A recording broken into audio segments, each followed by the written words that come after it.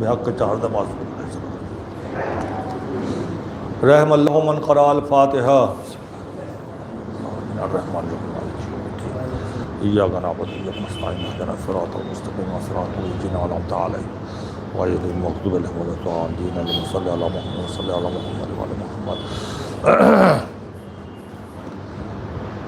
لا حول ولا قوة الا باللہ العلی العظیم حسبنا اللہ ونعم الوکیل نعم المولا ونعم النصیر اعوذ باللہ من الشیطان اللعین الرجیم بسم اللہ الرحمن الرحیم الحمد للہ رب العالمین والعاقبۃ للمتقین والجنۃ للموحدین والنار للملحدین والصلاۃ والسلام علی اشرف الانبیاء والمرسلین سیدنا و شفیعنا و نبینا ابی القاسم محمد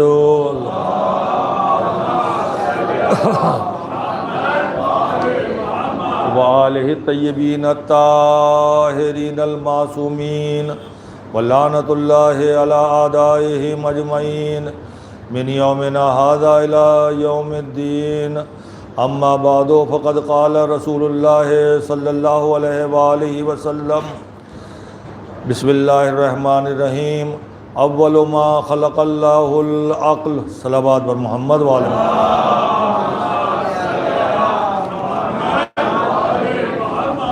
حضور سرور کائنات کا ارشاد گرامی ہے کہ اللہ نے سب سے پہلے عقل کو پیدا کیا۔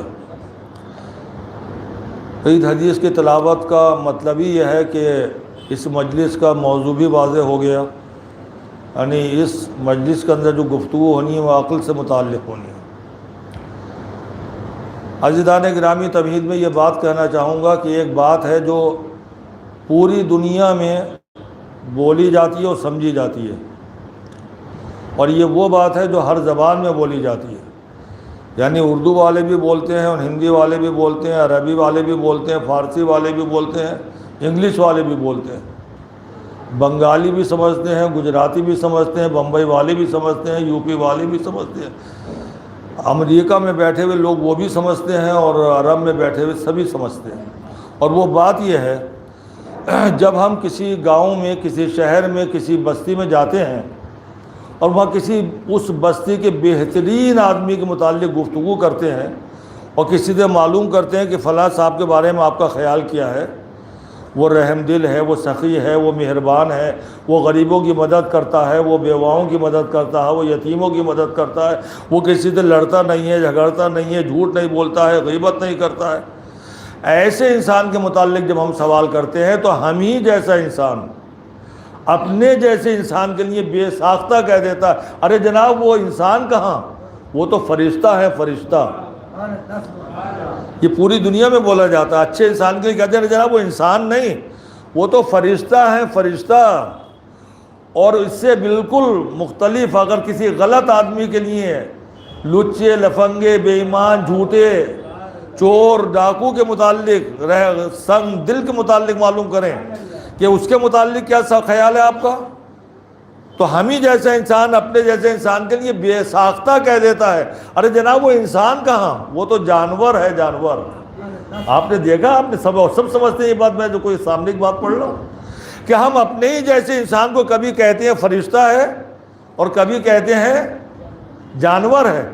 امام کے سامنے جا کے صحابی نے سوال کر لیا کہ مولا ہم اپنے ہی جیسے انسان کو کبھی فرشتہ بنا دیتے ہیں اور کبھی جانور بنا دیتے ہیں، تو کیا یہ خیال صحیح ہے؟ امام نے کہا بالکل صحیح ہے، انسان کبھی فرشتہ بن جاتا ہے اور انسان کبھی جانور بن جاتا ہے۔ اور اس کے بعد امام نے بتایا کہ فرشتہ کب کہلاتا ہے انسان اور جانور کب کہلاتا ہے۔ تو امام نے فرمایا کہ جب اللہ پوری کائنات کو خلق کر رہا تھا تو ہر مخلوق کو اللہ نے بغیر مانگے کچھ نہ کچھ انعام دیا۔ چاند کو پیدا کیا تو بغیر مانگے اسے چاندنی عطا کی، سورج کو پیدا کیا تو اسے روشنی عطا کی، دریا کو پیدا کیا تو روانی عطا کی، پہاڑوں کو پیدا کیا تو بلندی عطا کی، افلاک کو پیدا کیا تو سرخی عطا کی، چمن کو پیدا کیا تو بہاریں عطا کی، پھول کو پیدا کیا تو خوشبو عطا کی۔ ہر مخلوق کو کچھ نہ کچھ اس نے پیدا کیا، لیکن تو اور اپنے خزانے سے جب ساری چیزیں تقسیم کر رہا تھا اللہ، تو ایک وہ منزل آئی کہ سب کو کچھ نہ کچھ مل گیا، مگر 3 ایسے تھے جنہیں کچھ نہیں ملا۔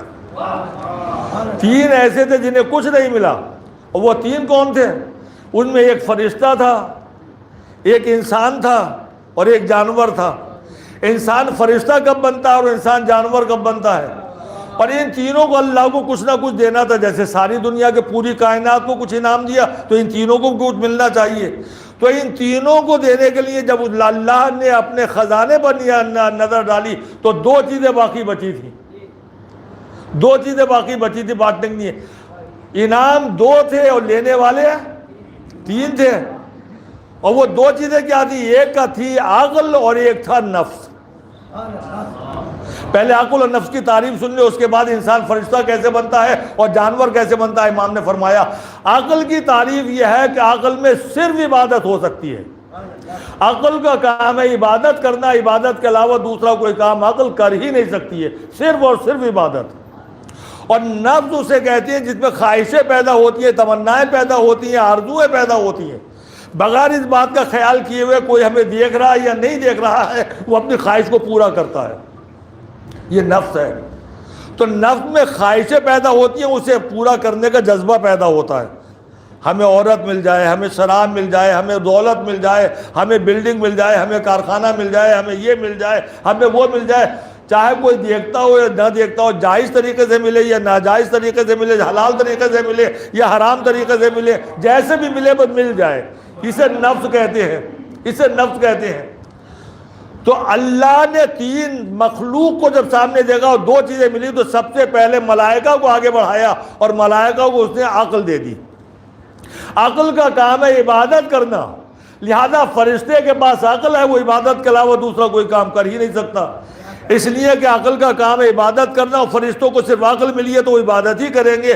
چنانچہ جب سے فرشتے کو پیدا کیا گیا اور جب تک وہ زندہ رہے گا اس وقت تک صرف عبادت کرے گا، عبادت کے علاوہ دوسرا کوئی کام نہیں کر سکتا ہے۔ جو سجدے میں ہے وہ قیامت تک سجدے میں رہے گا، جو رکوع میں ہے وہ قیامت تک رکوع میں رہے گا، جو حالت قیام میں ہے وہ قیامت تک حالت قیام میں رہے گا، جس کے ذمہ رزق کی تقسیم کو لگایا ہے وہ قیامت تک رزق دیتا رہے گا، جسے پیدا کرنے کا روح بانٹنے کا آرڈر دیا ہے وہ روح بانٹتا رہے گا، جسے قبض روح کا حکم دیا ہے وہ قیامت تک قبض روح کرتا رہے گا۔ یعنی جس فرشتے کو اللہ نے جو حکم دیا ہے وہ اس کی تعمیل کرتا رہے گا، عبادت کے علاوہ دوسرا کوئی کام نہیں کر سکتا۔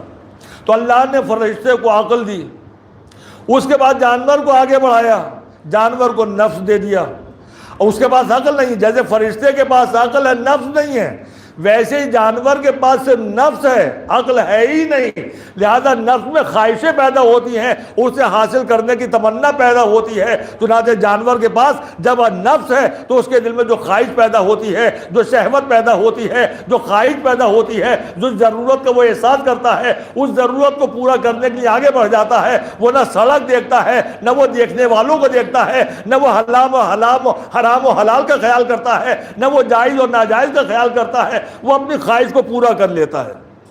یہ جانور کی منزل ہے۔ اب بیچ میں بچے بیچارے انسان کو کیا ہو؟ تو جب انسان کو آگے بڑھایا تو اللہ نے تھوڑی عقل اسے دی اور تھوڑا نفس اسے دیا، یعنی عقل بھی ہے انسان کے پاس اور نفس بھی ہے۔ اب انسان جانور کیسے بن جاتا ہے اور انسان فرشتہ کیسے بن جاتا ہے؟ امام نے فرمایا جب عقل اور نفس کا بیلنس برابر رہتا ہے تو انسان کہلاتا ہے، اور جب عقل نفس کے اوپر حاوی ہونے لگتی ہے تو انسان آہستہ آہستہ انسانیت کی منزل سے بلند ہونے لگتا ہے، اور جب بالکل عقل کی حکومت قائم ہو جاتی ہے اور نفس کو بالکل وہ ختم کرنے کی منزل میں لے آتا ہے تو پھر انسان نہیں رہتا بلکہ وہ فرشتے کی منزل میں آ جاتا ہے۔ اور ایک منزل وہ بھی آتی ہے کہ جب نفس کو بالکل وہ کچل کے مار دیتا ہے، صرف عقل ہی عقل رہ جاتی ہے، تو وہ فرشتہ نہیں ہوتا، وہ ملک نہیں ہوتا بلکہ مخدوم ملائکہ بن جاتا ہے۔ ملائکہ اس کی خدمت کرنے میں اپنا شرف سمجھتے ہیں، کبھی جھولا جھلانے کے لیے آتے ہیں، کبھی لباس لے کر آتے ہیں، کبھی روٹیاں مانگنے کے لیے آتے ہیں، کبھی جنت کا کھانا پہنچانے کے لیے آتے ہیں۔ صلوات پڑھتے پر محمد والے۔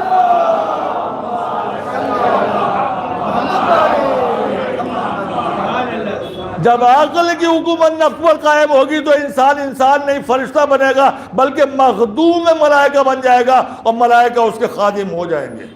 اور جب نفس کی حکومت عقل پر قائم ہو جائے گی اور عقل دبنے لگے گی اور نفس بڑھنے لگے گا تو انسان انسانیت سے گرنے لگے گا، اور جب نفس اتنا حاوی ہو جائے کہ عقل کا کچھ پتہ ہی نہ چلے تو انسان نہیں رہتا بلکہ جانور کی منزل میں آ جاتا ہے۔ عورت مل جائے، شراب مل جائے، دولت مل جائے، روپیہ مل جائے، سونا مل جائے، چاندی مل جائے، جائز راستے سے ملے یا ناجائز راستے سے ملے، جیسے ملے جتنا ملے سب کچھ اپنے پاس آ جائے۔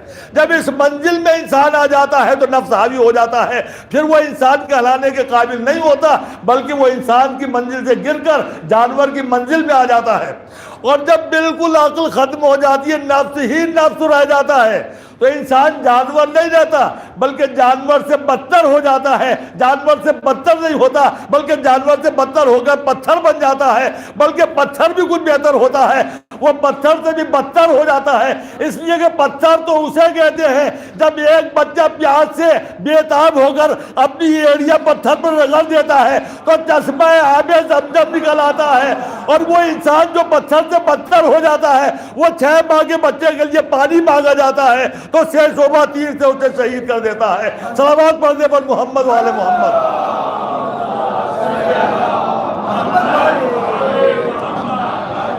عقل اگر بلندی پر آئے گی تو انسان عبادت کرے گا، اور جب عقل دب جائے گی، نفس کی حکومت قائم ہو جائے گی تو انسان انسانیت سے گر کر جانور کی منزل میں آ جائے گا۔ عقل کی اہمیت کو سمجھنا ہے تو سب سے پہلے تو میں مثال میں ایک ہی بات پیش کروں گا کہ ہمارے یہاں بنیادی کتابیں 4 ہیں جس پر اجتہاد کیا جاتا ہے۔ اصول کافی ہے، تہذیب ہے، من لا یحضر الفقیہ ہے۔ یہ 2-3 کتابیں، 4 کتابیں جن کے اوپر اجتہاد کیا جاتا ہے، ان میں حدیثیں ہیں۔ ان چاروں کتابوں کو آپ اٹھا کر دیکھیں، آپ من لا یحضر الفقیہ اٹھا کر دیکھیں، تہذیب اٹھا کر دیکھیں، اصول کافی اٹھا کر دیکھیں، بظاہر یہ ایک کتاب ہے، بظاہر ایک کتاب، ایک ہی نام ہے اس کا، تہذیب ہے، من لا یحضر الفقیہ ہے، اصول کافی۔ لیکن جب آپ اسے کھولیں گے تو معلوم ہوگا کہ ہر موضوع کے لیے علیحدہ علیحدہ کتاب اس کے اندر ہے۔ جہاں سے نماز کا تذکرہ شروع ہوا، وہاں لکھا ہوا کتاب الصلاۃ، عقل کی منزل پہچانی ہے آپ کی کتنی بلند ہے، وہاں لکھا ہوا کتاب الصلاۃ۔ اب یہ نماز کے متعلق جتنی حدیثیں ائمہ کی اور رسول کی سب درج ہے اس میں، کب واجب ہوگی، کیسے واجب ہوگی، کتنی پڑھی جائے گی، کیسے پڑھی جائے گی، رکوع میں کیا پڑھا جائے گا، سجدے میں کیا پڑھا جائے گا، کب واجب ہے، کب حرام ہے، کیا مکروہ ہے، سب کچھ اس میں درج ہے۔ اور جب نماز کے مسائل ختم ہو گئے تو پھر بات کو یہاں لکھا ہوا کتاب الصوم، روزے کے متعلق۔ اب یہاں سے کتاب الصوم شروع ہو گئی، روزے کی کتاب، وہ ختم ہوئی تو اس کے بعد کتاب الزکوٰۃ، کتاب الخمس، کتاب الجہاد، کتاب امر بالمعروف و نہی عن المنکر، یہ ساری کتابیں ایک ہی کتاب کے اندر جمع ہیں۔ تو اگر میں آپ لوگوں سے سوال کروں کہ اگر اس کتاب کو کھولیں تو سب سے پہلی کتاب کون سی آپ دیکھنا پسند کریں گے اور کون سی کتاب کو ہونا چاہیے؟ تو ہر شخص، جوان ہو یا بوڑھا ہو، بزرگ ہو، وہ یہی کہے گا مولانا نماز کو سب سے زیادہ اہمیت حاصل ہے، لہذا سب سے پہلی کتاب کا نام ہونا چاہیے کتاب الصلاۃ۔ لیکن میرے نوجوانوں، میرے بزرگوں، جب آپ ان چاروں کتابوں کو پہلا ورق کھولیں گے تو وہاں نہ کتاب الصلاۃ لکھا ہوا ملے گا، نہ کتاب الزکوٰۃ لکھا ہوا ملے گا، نہ کتاب الصوم لکھا ہوا ملے گا، نہ کتاب الخمس لکھا ہوا ملے گا۔ سب سے پہلی کتاب سامنے جو آئے گی آپ کے، اس کتاب کا نام ہے کتاب العقل،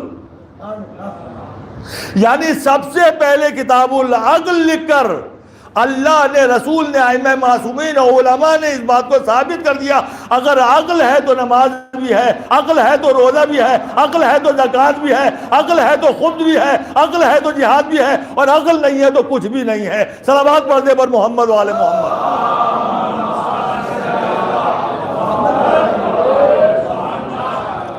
اور عقل کی اہمیت کو سمجھنا ہے تو آئیے، جبریل جناب آدم کے پاس آئے ہیں اور کہا کہ اے آدم، اللہ تمہارا درجے کو بلند کرنا چاہتا ہے، ابھی تک تم خلیفہ تھے، اب تمہیں نبی بنایا جاتا ہے۔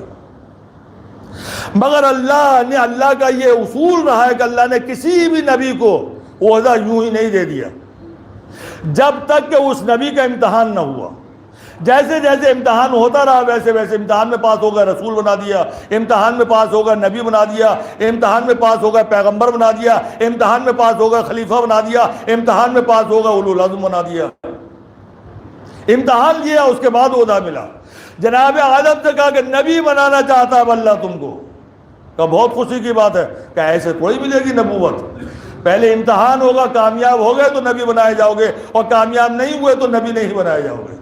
کہا میں نبوت کا عہدہ لینے کے لیے، امتحان دینے کے لیے تیار ہوں، بتاؤ کیا ہے، کب امتحان ہوگا، کیسے ہوگا؟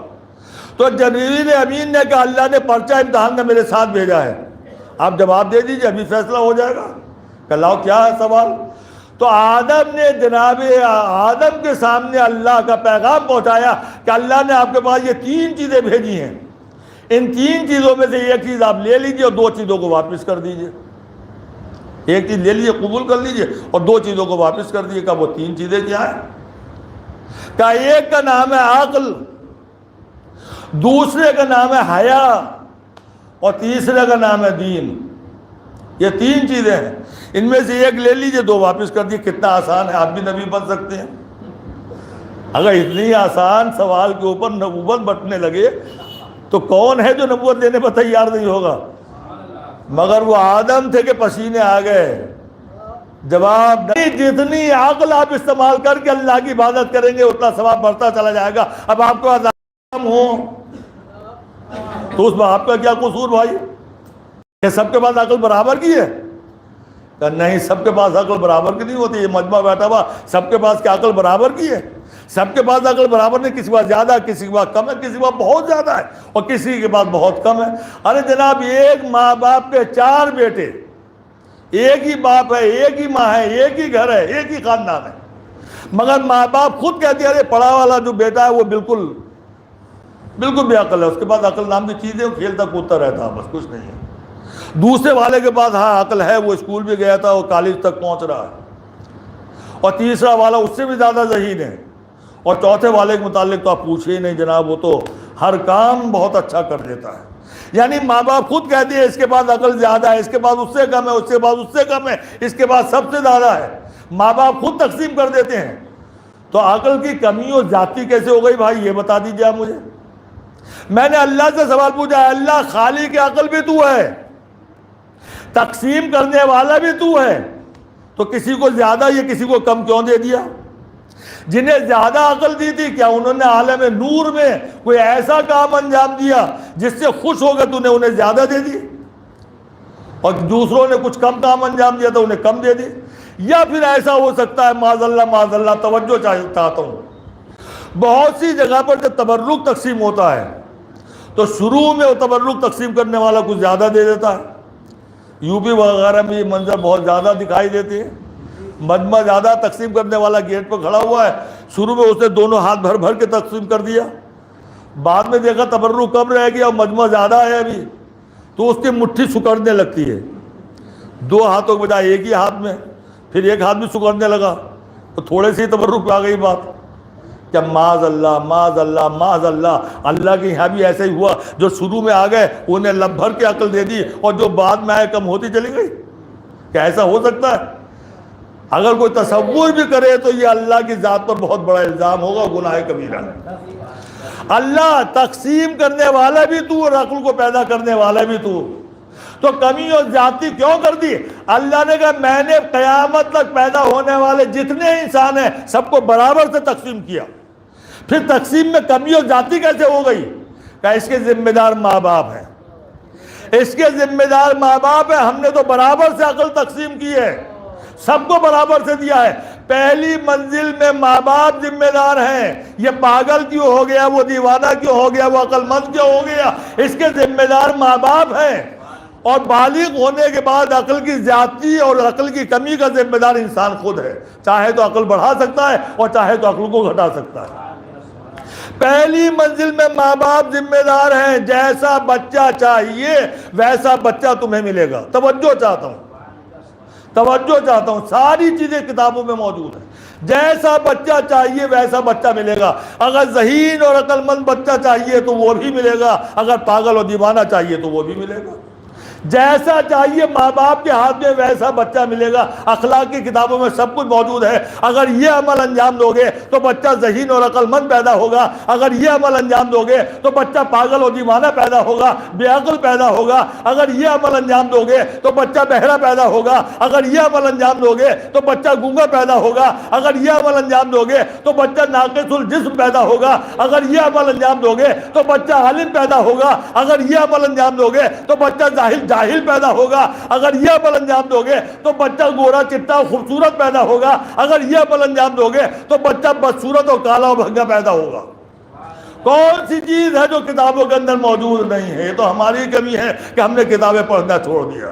میرے عزیزو یاد رکھو، ہمارا دین، ہماری شریعت عربی میں ہے، اس کے بعد فارسی میں ہے، اس کے بعد اردو میں ہے۔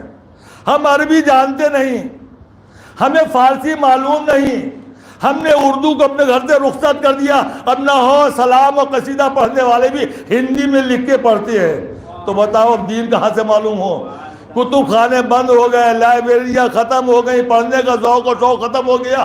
ارے میرے دوستوں، میرے بزرگوں، یاد رکھنا، یہ درد دل ہے جو میں آپ کے سامنے بیان کر رہا ہوں۔ جب پڑھنے کا شوق بالکل ختم ہو گیا تو اس قوم کو دین معلوم کیسے ہو؟ اب رہا تھا ٹھکانہ، ایک ممبر رہ گیا ہے۔ یہ ممبر نہیں ہے، یہ یونیورسٹی ہے، یہ مجلس نہیں ہے، یہ یونیورسٹی کا درس ہے۔ بس ممبر رہ گیا، اسے بچانے کی کوشش کرو، اور اس ممبر سے ہر مضمون کو پڑھنے کے لیے علماء کو مجبور کر دو کہ ہمیں صرف یہ ایک ہی طرح کی مجلسیں نہیں چاہیے، بلکہ جن چیزوں کی آج کے جوانوں کو، بچوں کو ضرورت ہے، وہ چیزیں ممبر سے بتائی جائیں، ورنہ آنے والا وقت بہت برا ہے، بہت برا ہے آنے والا وقت۔ ہم کتابیں نہیں پڑھتے، ہمیں شوق بھی نہیں رہا، عربی ہم جانتے نہیں، فارسی ہم جانتے نہیں، اردو ہمارے پاس رہی نہیں، کتب خانے ختم ہو گئے، لائبریریاں ختم ہو گئی، استاد علماء کے پاس جانے کا جو ماحول تھا وہ ماحول بھی ختم ہو گیا۔ تو اب دین ملے گا تو فقط مجلسوں سے ملے گا۔ تو مجلسوں میں ایک طرح کے مضامین نہ پڑھے جائے، بلکہ مجلسوں میں وہ چیزیں بتائی جائے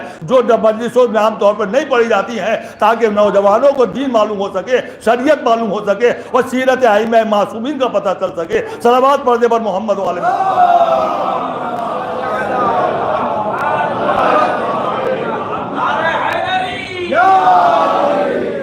ماں باپ ذمہ دار ہیں، جیسا بچہ چاہیے ویسا بچہ ملے گا، جیسا بچہ چاہیے۔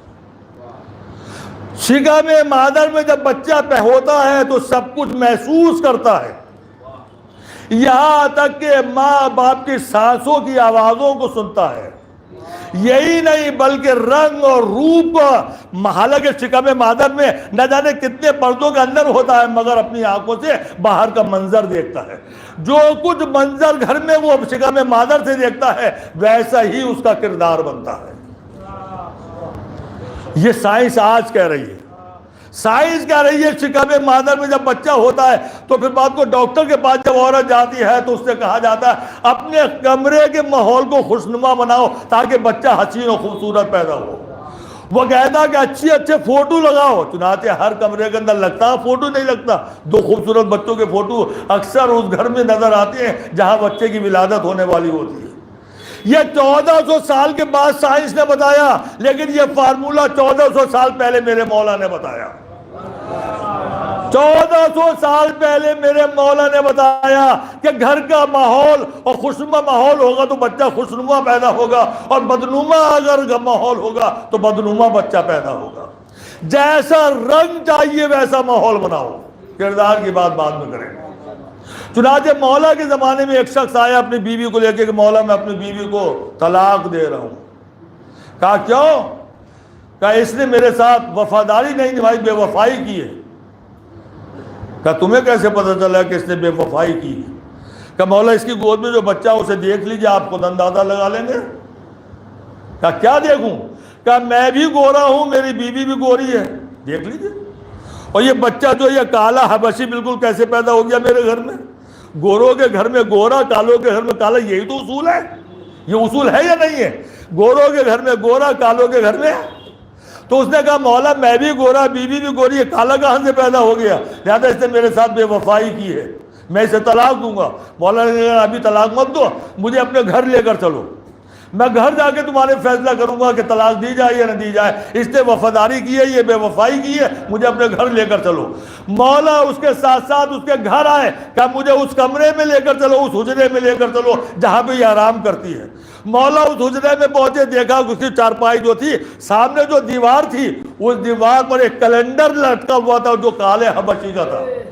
مولا نے کہا جب یہ لیٹتی تھی تو اس کی نگاہ کالے حبشی پر ہوتی تھی، بس چونکہ یہ درزیر دیکھتے دیکھتے سو جاتی تھی، لہذا شکم مادر میں جو بچہ تھا اسی نے وہی رنگ قبول کر لیا اور تیرے گھر میں کالا بچہ پیدا ہو گیا۔ صلوات پڑھ دے بس محمد والے محمد۔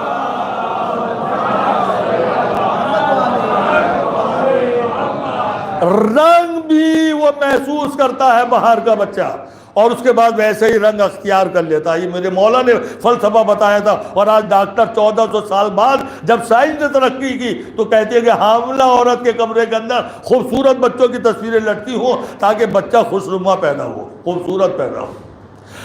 شکم مادر میں ماں باپ کا جو کردار ہوتا ہے اس کردار کو بچہ محسوس کرتا ہے۔ چنانچہ ایک بہت بڑے عالم دین کا واقعہ ہے کہ مسجد میں نماز پڑھ کے درس دے رہے تھے، اور تھوڑی دیر میں ایک سکہ آیا، اس نے اپنی مشق رکھ دی اور نماز پڑھنے لگا۔ نماز پڑھ کے جب واپس گیا تو معلوم ہوا سارا پانی بہہ گیا مشق کا۔ پوچھا کیا ہوا؟ کسی بچے نے کہ آپ کی مشق کے اندر جو ہے اس نے ایک بچے نے سوئی سے سوراخ کر دیا اور پانی بہہ گیا۔ کس کا بچہ تھا؟ کہ مولانا کا ہی بچہ ہے، بڑے عالم دین ہے۔ چنانچہ وہ پہنچا مولانا کے پاس آپ کے بچے کی، ان کے بچے کی شکایت لے کر کہ آپ کے بچے نے یہ کام کیا ہے۔ مولانا نے سنا، اس سے کہا رکو ابھی تم صبر کرو، میں اس کا فیصلہ کروں گا۔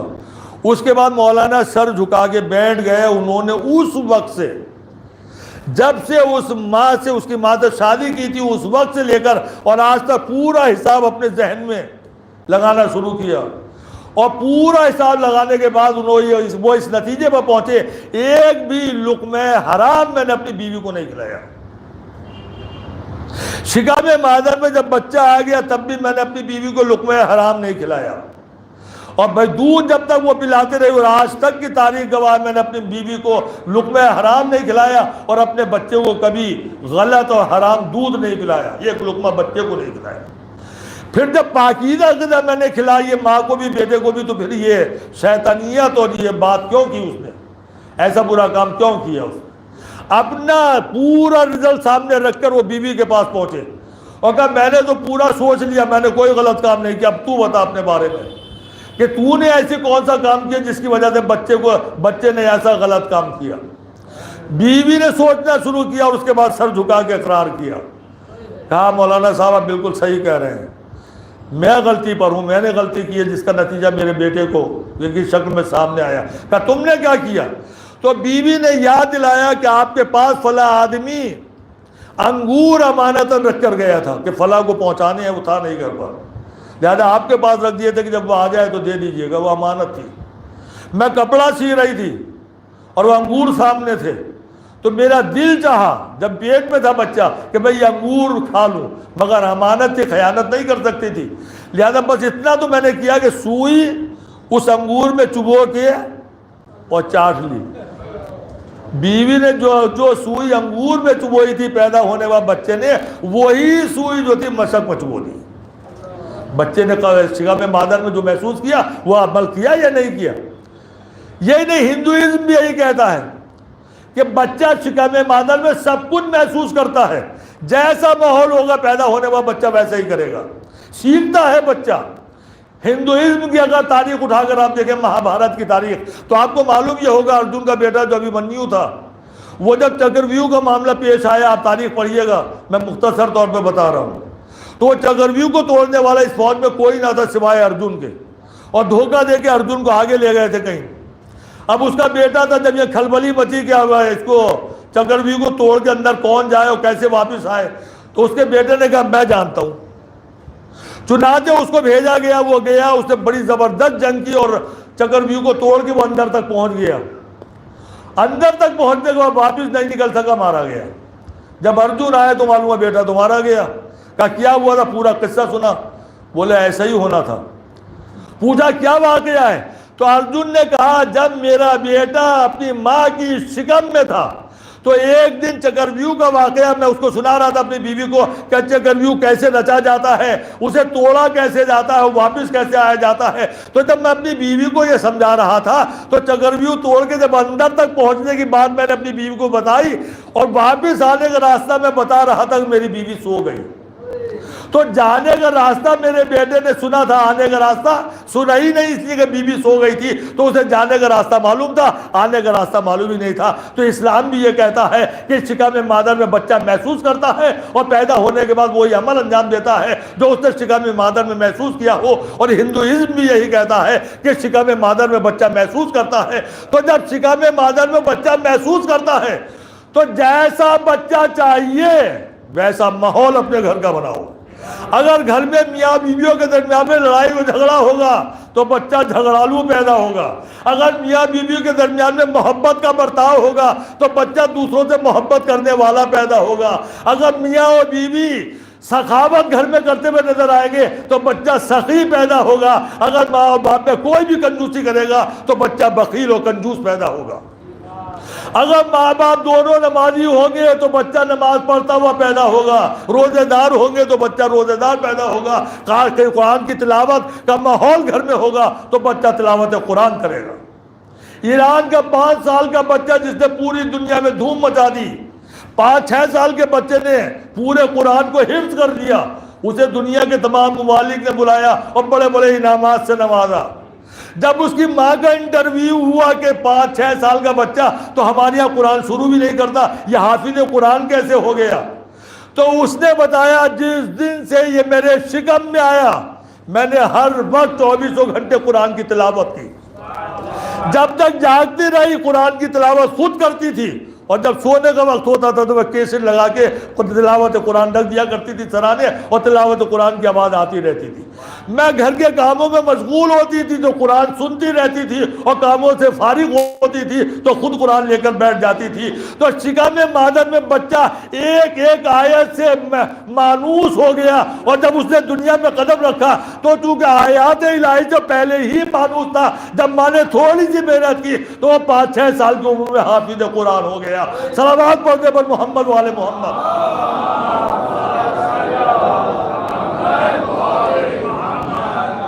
جیسا بچہ چاہیے ویسا بچہ ملے گا۔ پیدا ہونے کے بعد یہ طے کرو ہم اپنے بچے کو عالم بنائیں گے، کبھی بھی عالم نہیں بنے گا، جاہل بن جائے گا۔ اگر پیدا ہونے کے بعد طے کرو گے کہ ہم اپنے بچے کو انجینئر بنائیں گے، کبھی بھی نہیں بن سکتا انجینئر۔ ڈاکٹر بنائیں گے، کبھی بھی نہیں بنے گا ڈاکٹر، اور بن بھی جائے گا تو دنیا والوں کے لیے بنے گا، دین کو کوئی فائدہ نہ پہنچائے گا۔ لہذا جیسا بچہ چاہیے، جیسی اولاد چاہیے، اس بگڑے ہوئے ماحول کو اگر سدھارنا ہے تو سیرت ائمہ معصومین پر عمل کر کے اپنے گھر میں بچے پیدا کرو۔ کیسا بچہ چاہیے، پروگرام کب بنے؟ شادی ہو کے جب بچہ پیدا ہو گیا، اکثر گھروں میں ہوتا، آپ نے بھی کیا ہوگا یہ عمل، ایک طرف بیوی لیٹی بھی، ایک طرف شوہر لیٹی بھی، بیچ میں بیچارہ بچہ۔ اب دونوں میں گفتگو ہوتی ہے، ہر گھر میں ہوتی ہے، کوئی انکار نہیں کرے گا۔ بیوی کہتی ہے ہم اپنے بچے کو ڈاکٹر بنائیں گے، وہ کہتا نہیں انجینئر بنائیں گے۔ دونوں میں کبھی طے نہیں ہوتا، مطلب بہت کم گھروں میں ہوتا ہے جو طے ہو گیا ہو۔ وہ کہتے ہیں ڈاکٹر بنائیں گے، وہ کہتے ہیں نہیں بزنس مین بنائیں گے۔ وہ کہتے ہیں کہ ہم عالم بنائیں گے، وہ کہتے ہیں کہ نہیں ہم تو کاروباری بنائیں گے، تجارت تاجر بنائیں گے۔ تو یہ باتیں ہوتی ہیں، ہر گھر میں ہوتی ہیں۔ تو کیا بچہ پیدا ہونے کے بعد جو ماں باپ کے درمیان میں گفتگو ہوتی ہے کہ بچے کا مستقبل کیسے محفوظ ہے، بچے کو کیا بنائے، یہ معقول وقت ہے؟ جاؤ امام سے پوچھو کہ مولا کیا ہم جو گفتگو کر رہے ہیں بچے کو کیا بنانا، یہ صحیح وقت ہے؟ مولا کہیں گے بالکل غلط وقت ہے، بالکل غلط وقت ہے، بہت دیر کر دی، بہت دیر کر دی۔ اب پیدا ہو گیا بچہ تب طے کر رہے ہو کہ کیا بنانا ہے، تو پھر کب طے کریں؟ ایک صاحب نے کہا اچھا بچہ شکم مادر میں آ گیا، پیدا ہونے کا وقت ہے، ابھی پیدا نہیں ہوا، مولا اب ہم طے کر لیں اپنے بچے کو کیا بنانا ہے؟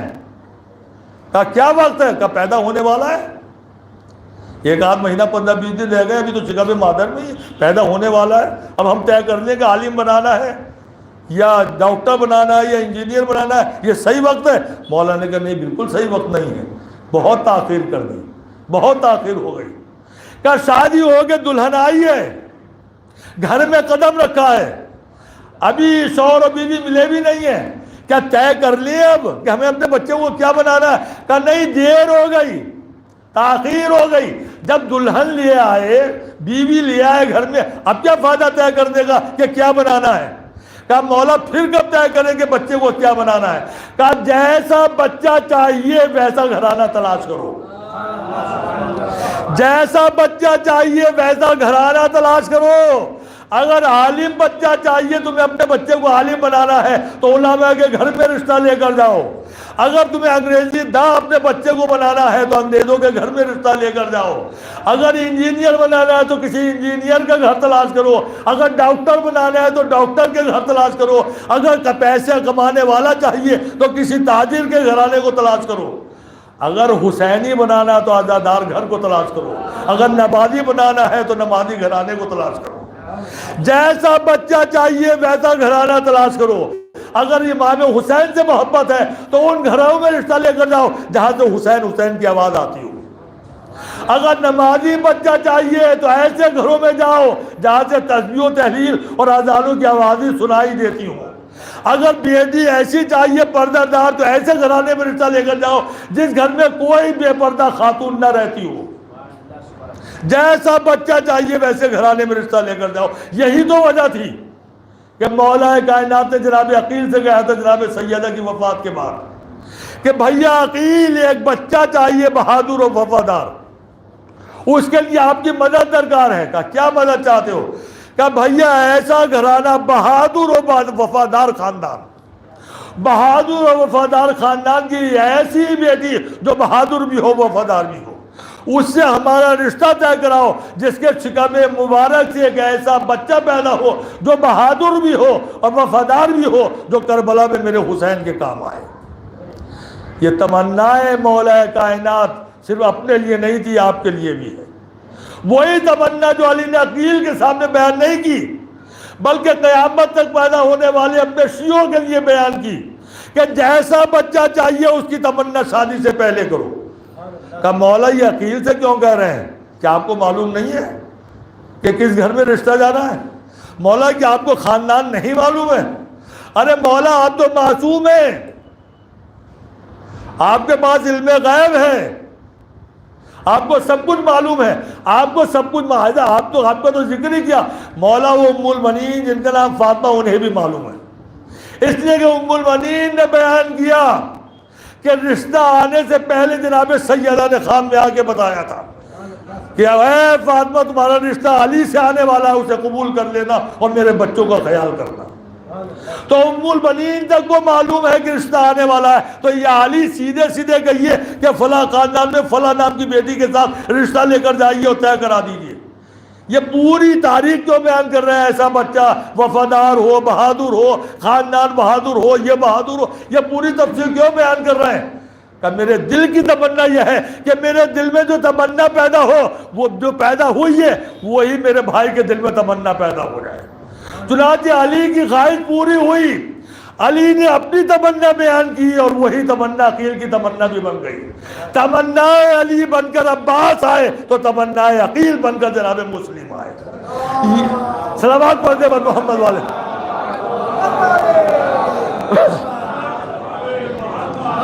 تمنا علی بن کر عباس آئے تو تمنا عقیل بن کر مسلم آئے۔ یہ بھی بہادر، وہ بھی بہادر، یہ بھی وفادار، وہ بھی وفادار، انہوں نے بھی حسین کے نام پر قربانی دی، انہوں نے بھی حسین کے نام پر قربانی دی۔ اور اسے عقیل کے لیے نہیں کہا تھا مولا نے، یہ پوری تفصیل بنا کے تاریخ کے اندر محفوظ کر دیے اپنے جملے کہ قیامت تک جتنے میرے شیعہ ہیں اگر واقعی میرے شیعہ ہیں تو ان کے ہر ایک کے دل میں تمنا پیدا ہو، ان کے دل میں پیدا ہو کہ ہمیں ایسا بچہ چاہیے، ایسا خاندان چاہیے کہ جو حسین کا وفادار ہو، ایسا بچہ پیدا ہو۔ حسینی بچہ چاہیے، حسین کا ماتم کرنے والا چاہیے، حسین کی عزاداری کرنے والا چاہیے اور حسین کے مقصد کو زندہ کرنے والا بچہ چاہیے، حسین کا ماتم بھی کرتا ہو اور مقصد حسین کی حفاظت بھی کرتا ہو، ایسا بچہ چاہیے آپ کے دل میں۔ میرے نوجوانوں نہ جاؤ ایسے رشتے لے کر، ایسے گھروں میں رشتے لے کر جہاں سے پیسہ ہی پیسہ نظر آتا ہو اور دین نظر نہ آتا ہو۔ ایسے گھروں کو تلاش کرو اور رشتہ لے کر جاؤ کہ جہاں سے تمہاری دنیا بھی محفوظ ہو جائے اور آخرت بھی محفوظ ہو جائے۔ ایک بس میں آخری منزلوں میں آ گیا، اسی مسجد کے عالم دین کے بیٹے کے اصالہ ثواب کی مجلس سے۔ واقعی میں نے بہت تعریفیں سنی ہیں مولانا کی، اس مسجد میں امام تھے، ان کا بیٹا، ان کا پوتا میری نگاہوں کے سامنے ہے۔ عزیزان گرامی، جو باپ کی اور دادا کی خصوصیت تھی وہ بیٹے میں بھی آئی، پوتے میں بھی آئی۔ یہ شریف گھرانوں کے شریف بچے ہیں کہ جن کے ماں باپ نے واقعی شریعت پر عمل کیا ہوگا تو ایسے شریف بچے پیدا ہوئے ہیں۔ اور پوتا ہونے کے باوجود بھی ہر موقع پر اپنے دادا کی، اپنے باپ اپنے دادا کی اصالہ ثواب کی مجلسیں منعقد اس لیے کی جاتی ہیں تاکہ ان کو اصالہ ثواب ملتا رہے۔ دوستو، ماں باپ کی منزل بہت بلند ہوتی ہے، بہت بلند ہوتی ہے۔ حدیثوں میں آیا ہے جب تک ماں باپ زندہ رہتے ہیں ان کی دعاؤں کے سہارے اولاد آگے بڑھتی رہتی ہے، انہیں ہر مصیبتوں سے محفوظ رکھتی ہے ماں باپ کی دعائیں۔ لیکن امام نے کہا ابھی میں نے 2-4 دن پہلی کتاب میں پڑھا کہ اگر تمہیں اپنی کسی خاص دعا کی ضرورت ہو اور کوئی خاص چیز اللہ سے طلب کرنا ہو تو دیکھو پہلے اپنے ماں باپ کے لیے دعا کرو۔ جب اپنے لیے دعا کرو تو پہلے اپنے ماں باپ کے لیے کچھ اصالہ ثواب کر دو، اور اصالہ ثواب کرنے کے بعد پھر اپنے ماں باپ کے لیے اللہ سے دعا مانگو کہ اللہ میرے ماں باپ پر رحم کرنا، اللہ میرے ماں باپ کو گناہوں کو معاف کر دے، اللہ میرے ماں باپ کے درجات کو بلند کر دے، اللہ میرے ماں باپ کی مصیبتوں کو کم کر دے۔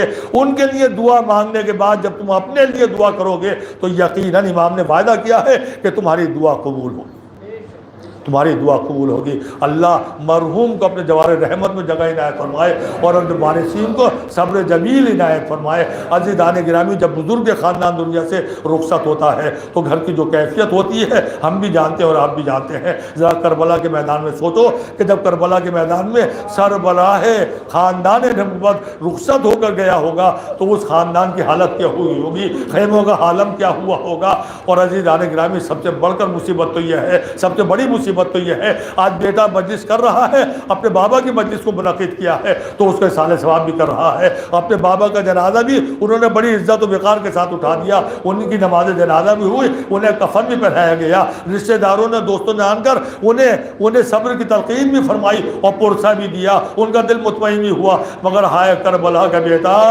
ہائے امام وقت، ہائے امام زین العابدین، ارے کتنا مجبور و لاچار ہے وہ بیٹا جس کے بابا کا جنازہ بے گورو کفن زمین کربلا پر پڑا رہا اور وہ اپنے بابا کو نہ کفن دے سکا، نہ نماز پڑھا سکا، نہ غسل دے سکا، نہ قبر میں اتار سکا۔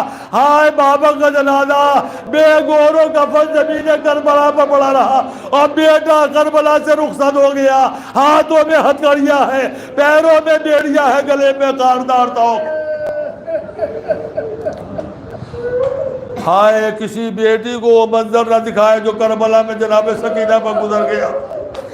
عزیزو، ہر یتیم بیٹی کو محلے والے، خاندان والے آگے سینے سے لگاتے ہیں، پیار کرتے ہیں، مگر ہائے سکینہ جب کربلا میں علی قتل الحسین بے کربلا والا ذبح الحسین بے کربلا کی آوازیں بلند ہوئی تو کسی نے رخساروں پر تماچے مارے، کسی نے کانوں سے گوشوارے چھینے، کسی نے پشپ تازیانے مارے۔ اجرکم اللہ، ہائے سکینہ کتنی پیاسی تھی سکینہ، کربلا کے لوگ 3 دن کے بھوکے اور پیاسے تھے۔ مگر عزیزانوں صرف ایک روایت پیش کر کے مجلس کو تمام کر دوں گا۔ 3 دن کے بھوکے پیاسے، 3 دن کے بھوکے پیاسے، ہم نے صرف 3 دن کی بھوک و پیاس کو سنا، مگر میرے دوستوں ذرا سا دل پہ ہاتھ رکھ کے سوچو، جو کربلا میں شہید ہو گیا عصر عاشور تک وہ 3 دن کے بھوکے پیاسے، لیکن جو شہید نہ ہوئے حسیر ہو کے کربلا سے چلے انہیں پانی کس نے پلایا؟ ان کی پیاس کب بجھی؟ تو عزیزوں، اسیروں کے لیے نہیں کہا جا سکتا کہ 3 دن کے بھوکے پیاسے۔ کوئی کہے گا صاحب غریبہ میں انتظام تو ہوا تھا، ارے عزاداروں کلیجے پہ ہاتھ رکھ کر بتاؤ، اگر ہمارے گھر میں جنازہ رکھا ہوتا ہے تو گھر والے آب و دانوں کو ہاتھ نہیں لگاتے ہیں۔ ارے جن کے خیموں کے جلتے میں خیموں کے قریب 72 جنازے رکھے ہو وہ آب و دانوں کو ہاتھ کیسے لگائیں گے؟ لہذا یہ کہنا بالکل غلط ہے کہ شام غریبہ میں آب و دانہ کا انتظام ہوا تھا۔ پھر پانی کب ملا؟ 11 محرم کو لٹا ہوا قافلہ چلا تو سکینہ پیاسی تھی، زینب پیاسی تھی، ام کلثوم پیاسی تھی، رباب پیاسی تھی، ام لیلہ پیاسی تھی، چھوٹے چھوٹے بچے پیاسے تھے۔ 12 محرم کو قافلہ رکا، شبر نے فوجیوں کو پانی پلانا شروع کیا۔ ہائے سکینہ اتنی پیاسی تھی، ایک کوزہ لے کے شبر کے پاس آ گئی، شبر میں بہت پیاسی ہوں، دیکھ میرے ہونٹ سوکھے ہوئے ہیں، مجھے تھوڑا سا پانی دے دے۔ اس نے دوسرے سپاہی کو دے دیا، اس نے تیسرے سپاہی کو دے دیا۔ تو سکینہ نے سوچا پہلے اپنی فوج کو پانی پلائے گا، بعد میں مجھے دے دے گا۔ کوزہ لے کر بچی بیٹھ گئی۔ جب ایک ایک سپاہی سیراب ہو گیا تو سکینہ آگے بڑھی، شبر اب تو مجھے پانی دے دے۔ تو اس نے گھوڑوں کو پانی پلانا شروع کر دیا۔ تو سکینہ سمجھی گھوڑوں کے بعد مجھے پانی پلائے گا، اور جب جانور بھی سیراب ہو گئے تو سکینہ گئی، ارے شبر اب تو سب سیراب ہو گئے، اب مجھے پانی دے دے۔ شبر نے بچ کا تسبیح آگے بڑھایا، سکینہ سمجھی پانی ملے گا، اس نے اپنا کوزہ آگے بڑھایا، ظالم رضوانی زمین پر بہا دیا، مگر سکینہ کو پانی نہ دیا۔ ہائے بابا، ہائے بابا، ہائے چچا، ہائے بھیا، دیکھو شبر نے پانی زمین پر پھینک دیا مگر مجھے پانی پینے کے لیے نہیں دیا۔ لو عزادارو 13 محرم کی تاریخ آ گئی، لوٹا ہوا قافلہ کوفے کے بازار میں آ گیا۔ ابھی تک مجھے تاریخ نے نہ بتایا کہ کہیں سکینہ کو پانی ملا ہو۔ یہی تو وجہ تھی کہ ہونٹ سوکھے ہوئے تھے، زبان پر کانٹے پڑ گئے تھے، آنکھوں میں حلقے پڑے ہوئے تھے، اور ذوف کا عالم یہ تھا کہ سکینہ بولتی تھی تو آواز سمجھ میں نہیں آتی۔ ایک ناقے پر زینب بیٹھی ہے، زینب کی گود میں سکینہ بیٹھی ہوئی ہے۔ زینب نے محسوس کیا کہ سکینہ نے اپنے بابا کے کٹے ہوئے سر کو دیکھا، کچھ کہا، زینب نہ سن سکی۔ پھر چچا کے سر کو دیکھ کر کچھ کہا مگر زینب نہ سن سکی۔ پھر علی اکبر کے سر کو دیکھ کر کچھ کہا، زینب نہ سن سکی۔ تو ایک بتاؤ، زینب نے سکینہ کو کلیجے سے لگایا، بیٹی اپنے بابا سے کیا کہتی ہو، اپنے چچا سے کیا کہتی ہو، اپنے بھیا سے کیا کہتی ہو؟ ارے بیٹی تمہیں تو معلوم ہے تمہارا بابا مارا گیا، تمہارا چچا مارا گیا، تمہارا بھیا مارا گیا، ارے جو کچھ کہنا ہے مجھ سے کہہ دو۔ تو سکینہ نے سر کو جھکا کے کہا، مگر پھوپھی اماں آپ کو مجبور تو پاتی ہوں۔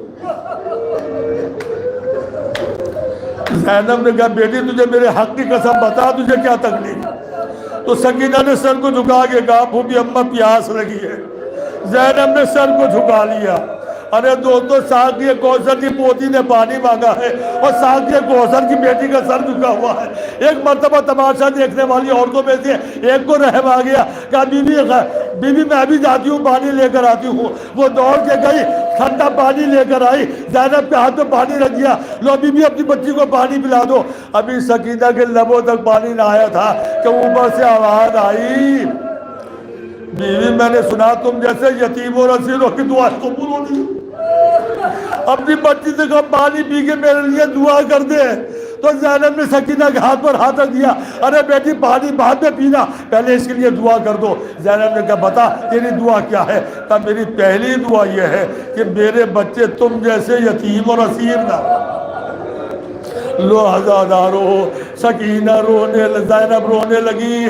سکینہ نے پھٹے ہوئے کرتے کے دامن کو اٹھایا، آسمان کو دیکھ کے کہا، اے اللہ تجھے میرے بابا کے کٹے ہوئے سر کا واسطہ، اے خدا تجھے میرے چچا کے کٹے ہوئے بازوؤں کا واسطہ، اے خدا تجھے میرے بھیا کے زخمی کلیجے کا واسطہ، اس کے بچے مجھ جیسے یتیم اور اسیر نہ ہوں۔ زینب نے کہا دوسری دعا جلدی سے بتا۔ اس نے کہا دوسری دعا یہ ہے کہ میں جلد رسول کے مدینے پہنچ جاؤں۔ ہائے عالم غربت میں کسی کو وطن یاد نہ ہے، مدینے کا نام سنا تو مدینہ اپنا وطن یاد آ گیا، رسول کا روضہ یاد آ گیا، ماں کی لہد یاد آ گئی، ام سلمہ یاد آ گئی، سغرا یاد آ گئی۔ رو کے کہا بی بی مدینے جا کر کیا کرو گی؟ کہا وہاں تو میری شہزادی فاطمہ زہرا کا گھر ہے۔ ارے ماں یاد آئی تو رونے لگی، رو کے کہا بی بی اب فاطمہ زہرا دنیا میں نہیں ہے، دنیا سے جا چکی ہے۔ تو اس نے کہا اگر فاطمہ نہیں ہے تو نہ صحیح، میری شہزادی زینب تو ہے، میرا شہزادہ حسین تو ہے۔ زینب نے اس نے کہا ارے بی بی کہ تو اپنی شہزادی اور شہزادے کو پہچانتی ہے؟ کہا کیسی باتیں کرتی ہو، اپنے ہاتھوں سے گہوارہ جلایا ہے، اپنے ہاتھوں سے گانا کھلایا۔ ایک مرتبہ زینب نے اپنے چہرے سے بالوں کو ہٹا دیا۔ ارے ام حبیبہ، ارے ام حبیبہ تو نے کہاں پہچانا میں تیری شہزادی؟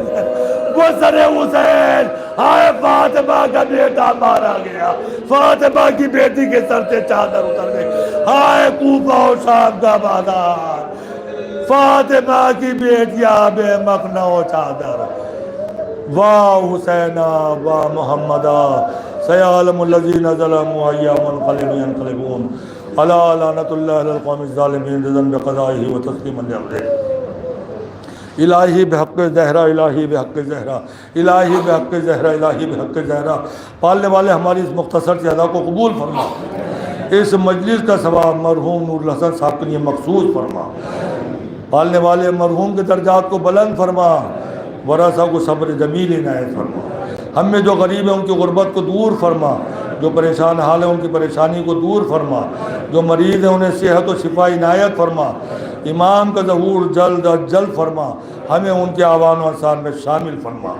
حضرات ایک مرتبہ سورہ الحمد پڑھ کر مرحوم کے لیے صالح ثواب کرتے ہیں۔ مرحوم نور الحسن صاحب ان میں معشوق علیہ السلام۔ بسم اللہ الحمدللہ رب العالمین الرحمن الرحیم مالک یوم الدین ایاک نعبد و ایاک نستعین صراط المستقیم صراط الذین انعمت علیہم غیر المغضوب علیہم ولا الضالین۔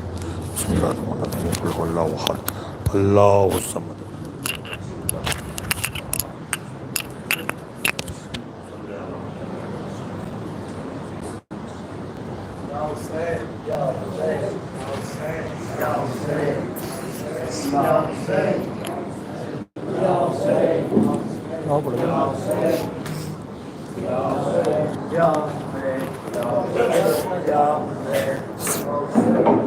شہید ہو گئے انصار و اصحاب سبھی، شہید ہو گئے انصار و اصحاب سبھی، حسین تنہا کھڑے ہیں ستم کے نرغے میں، زبان چپ ہے نظر ڈھونڈتی ہے چاروں طرف، زبان چپ ہے نظر ڈھونڈتی ہے چاروں طرف، کیا جو یاد شہیدوں کو تو کہا دل نے، نہیں اب کوئی بھی یارو یاور، نہیں اب کوئی بھی یارو یاور، ایک اکیلے کے لیے شمر کا ہر سو لشکر، نہیں اب کوئی بھی یارو یاور، نہیں اب کوئی بھی یارو یاور، ایک اکیلے کے لیے شمر کا ہر سو لشکر، نہیں اب کوئی بھی یارو یاور، نہیں اب کوئی بھی یارو یاور، ایک اکیلے کے لیے شمر کا ہر سو لشکر، نہ گزرے ایسی مصیبت نہ ہو کسی کا نصیب، نہ گزرے ایسی مصیبت نہ ہو کسی کا نصیب، کٹائی تو نے بھی گردن وہ ضعیفی میں حبیب، سبب دوستی بچپن میں اس لیے کیا رہا کہ تیری موت کا بن جاؤں چشم دید گواہ، تو نہیں سمجھا کہ اس دوست نے کیا تجھ کو دیا، تو نے ہنس ہنس کے مگر جام شہادت کا پیا، نہ کر سکا میں کربلا میں تیری مہمانی،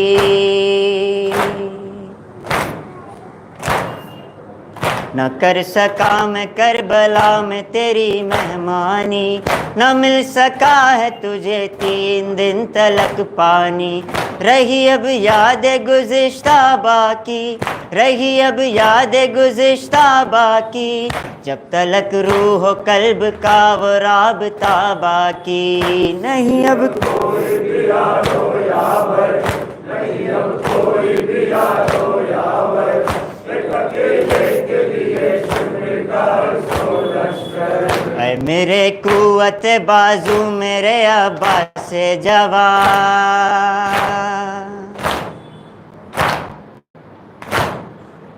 اے میرے قوت بازو میرے عباس جواں، جو تیرے دم سے تھی ہمت وہ گئی جانے کہاں، تو نے چاہا تھا یزیدی کو الٹ کر رکھ دوں، اپنی طاقت سے تواریخ بدل کر رکھ دوں، تیرے جلال کو روکی تھی وہ تلوار ہوں میں، تیرے جو بازو کٹے اس کا ذمہ دار ہوں میں، تو چلا مشق سکینہ لیے سوئے دریا،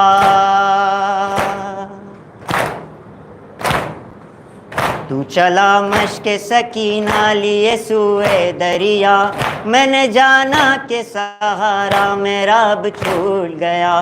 ہے خبر تجھ کو اے میرے بھائی، ہے خبر تجھ کو اے میرے بھائی، تیرے مرنے سے ضعیفی میں کمر ٹوٹ گئی۔ نہیں اب کوئی بھی یارو یاور، نہیں اب کوئی بھی یارو یاور، ایک اکیلے کے لیے شمر کا ہر سو لشکر۔ میرے بیٹے میرے اکبر تجھے سنا جو لگی،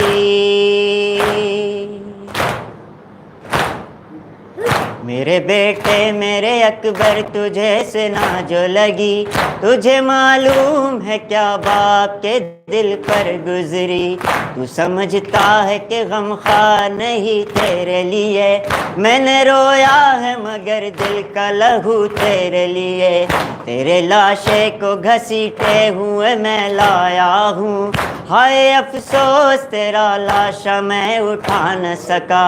اے جوان نازنی احمد کی شبی، اے جوان نازنی احمد کی شبی، تو نے بابا کے لیے جان نچھاور کر دی۔ نہیں اب کوئی بھی یارو یاور، نہیں اب کوئی بھی یارو یاور، ایک اکیلے کے لیے شمر کا ہر سو لشکر۔ ہے امتحان مگر میں بھی تو دل رکھتا ہوں،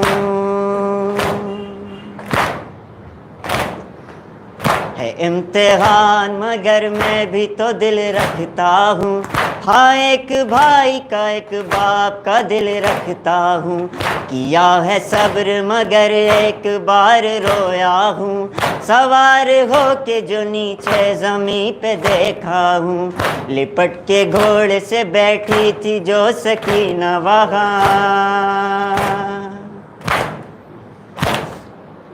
لپٹ کے گھوڑے سے بیٹھی تھی جو سکینہ وہاں، لرز رہا تھا جسم اشک تھے آنکھوں سے روا، میں جانتا ہوں کہ کس طرح دل سنبھالا ہوں، اتر کے گھوڑے سے بچی کو جو اٹھایا ہوں، یہ سن ہے کیا میری بچی کے غم اٹھانے کے، یہ قید ہونے کے اور تازیانے کھانے کے، چچا کا غم ہے اس کے دل میں غم ہے بھائی کا، کہاں سے ضبط ہو غم باپ کی جدائی کا، سوانہ باپ کے سوئی ہو جو کبھی بچی،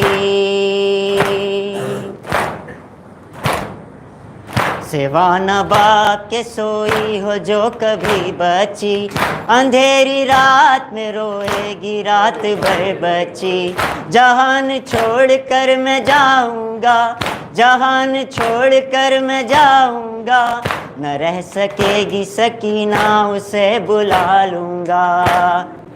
کوئی بھی یارو یاور، نہیں اب کوئی بھی یارو یاور، ایک اکیلے کے لیے شمر کا ہر سو لشکر۔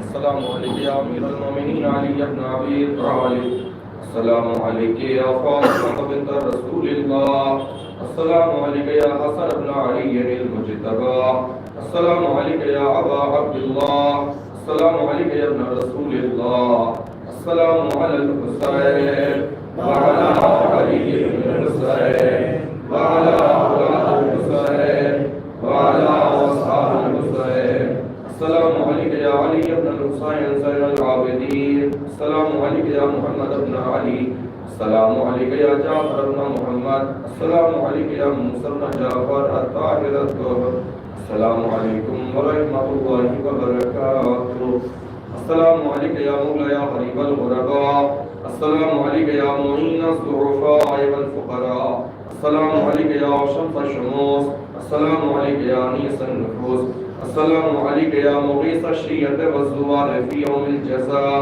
السلام علیکم یا سلطان العرب والعجم، السلام علیک یا ابا الحسن علی ابن موسی الرضا روحی و جسمی لک الفدا السلام علیکم ورحمۃ اللہ وبرکاتہ السلام علیک یا محمد ابن علی السلام علیک یا علی ابن محمد السلام علیک یا حسن ابن علی السلام علیک یا مولانا یا صاحب العصر والزمان الامان الامان الامان السلام علیک یا خلیفۃ الرحمن السلام علیک یا شریک القرآن السلام علیک یا امام الانس والجان السلام علیک یا امام زماننا هذا عجل اللہ تعالی فرجک و ظہورک السلام علیکم ورحمۃ اللہ وبرکاتہ اللہم صل علی محمد و آل محمد حضرات المومنین کے اعلان سمان فرمائیں انشاءاللہ آج شب میں 8 بجے سے جاتی امام بارگاہ باندرا اس میں مرحوم نور الحسن بھائی کے ایثار ثواب کی ایک مجلس کی گئی ہے. اس مجلس کو حجت الاسلام علی جناب مولانا سید حیدر عباس رضوی صاحب اللہ خطاب فرمائیں گے. بعد مجلس نظر مولا کا انتظام ہے. آپ حضرات سے شرکت کی درخواست ہے. بر محمد و آل محمد صلی اللہ علیہ وسلم.